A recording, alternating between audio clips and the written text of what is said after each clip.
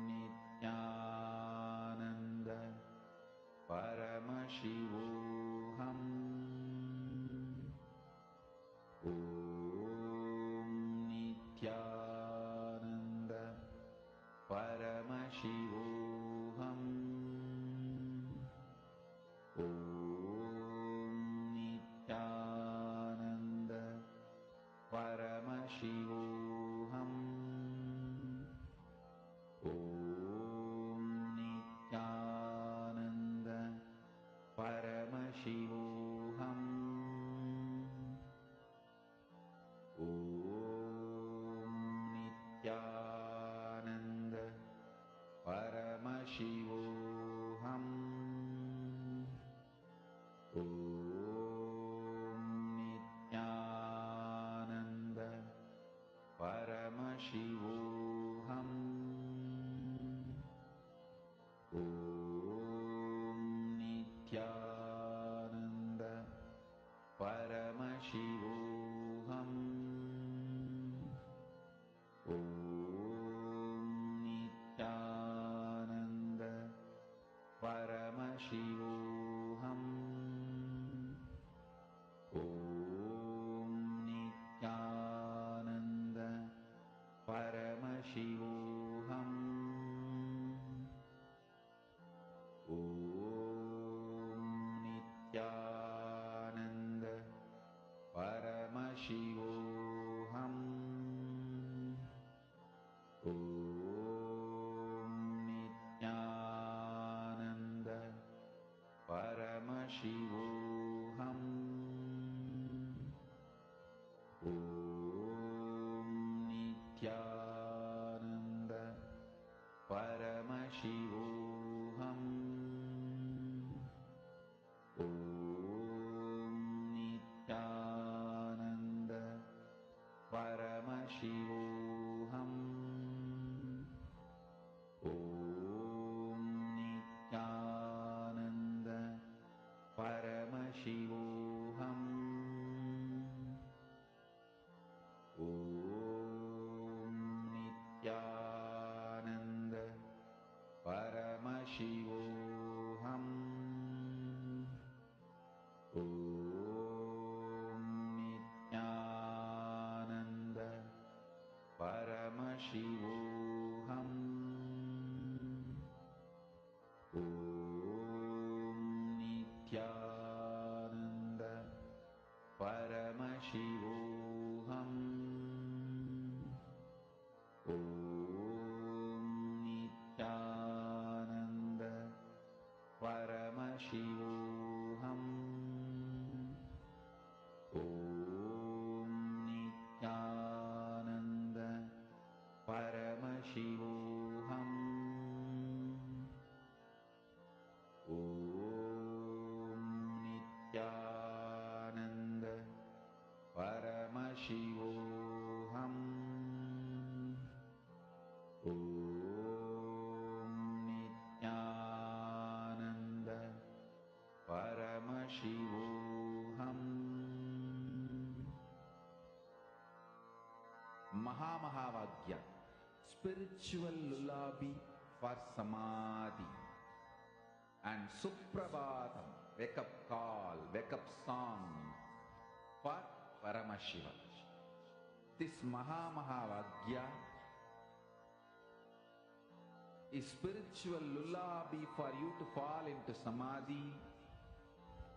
Suprabhatam, wake up song for Paramashiva to wake up in you. Just remember this one powerful cognition. This Mahā puts me in samadhi. This is spiritual lullaby for samadhi, and Suprabhatam, wake up song for Paramashiva in me, for Paramashiva to manifest. With this one spiritual powerful cognition, chant this Mahā.